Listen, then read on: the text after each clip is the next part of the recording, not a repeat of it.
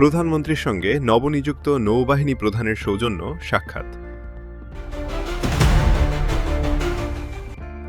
প্রধানমন্ত্রী তারেক রহমানের সঙ্গে সৌজন্য সাক্ষাৎ করেছেন নবনিযুক্ত বাংলাদেশ নৌবাহিনী প্রধান ভাইস অ্যাডমিরাল খোন্দকার মিসবাহ উল আজিম।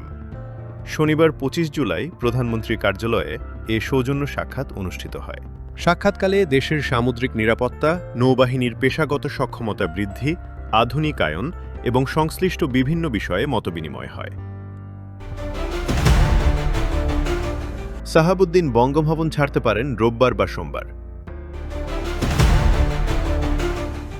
সদ্য সাবেক রাষ্ট্রপতি মোহাম্মদ সাহাবুদ্দিন রোববার বা সোমবারের মধ্যে বঙ্গভবনের ছাড়তে পারেন বলে জানিয়েছেন বঙ্গভবনের একজন কর্মকর্তা। শনিবার ২৫ জুলাই দুপুরে নাম প্রকাশ না করার শর্তে রাষ্ট্রপতির সরকারি বাসভবনের এ কর্মকর্তা গণমাধ্যমকে কথা জানিয়েছেন।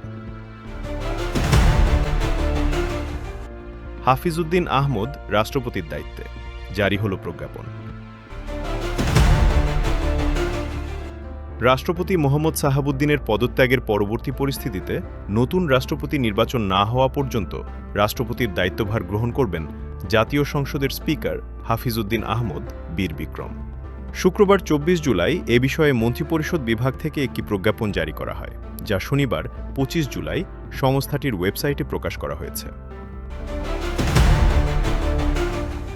সমান ভারতের নতুন কেন্দ্রীয় শিক্ষামন্ত্রী প্রহ্লাদ যোশী ভারতের কেন্দ্রীয় শিক্ষামন্ত্রী ধর্মেন্দ্র প্রধানের পদত্যাগের পর শিক্ষা মন্ত্রণালয়ের নতুন দায়িত্ব দেওয়া হয়েছে কেন্দ্রীয় মন্ত্রী প্রহ্লাদ যোশীকে। মূলত প্রশ্ন ফাঁস ও শিক্ষা ব্যবস্থায় অনিয়মের অভিযোগে শিক্ষার্থীদের টানা আন্দোলনের মুখে শনিবার ২৫ জুলাই পদত্যাগ করেন ধর্মেন্দ্র প্রধান। শিক্ষামন্ত্রীর পদত্যাগের পর সরকার পতনের ডাক রাহুল গান্ধীর কেন্দ্রীয় শিক্ষামন্ত্রী ধর্মেন্দ্র প্রধানের পদত্যাগের পর লোকসভার বিরোধী দলীয় নেতা রাহুল গান্ধী সরকারের বিরুদ্ধে আরও কঠোর অবস্থান নিয়েছেন। তিনি বলেছেন, এবার এই সরকারকে সরানোর সময় এসেছে। হিন্দুস্তান টাইমসের এক প্রতিবেদনে এ তথ্য জানা গেছে। সমান $৩০ কোটি লেনদেনে এফবিআই তদন্ত, ভেতরের খবর। জানাল আর্জেন্টাইন ফুটবল অ্যাসোসিয়েশন।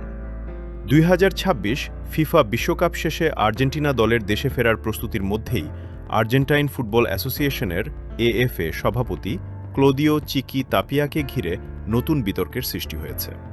বিভিন্ন আন্তর্জাতিক গণমাধ্যমে দাবি করা হয়েছে, যুক্তরাষ্ট্রের কেন্দ্রীয় তদন্ত সংস্থা এফবিআই $৩০০ মিলিয়ন বেশি মূল্যের আর্থিক লেনদেন নিয়ে তদন্ত করছে এবং সেই সূত্রেই তাপিয়ার সঙ্গে কথা বলা হয়েছে।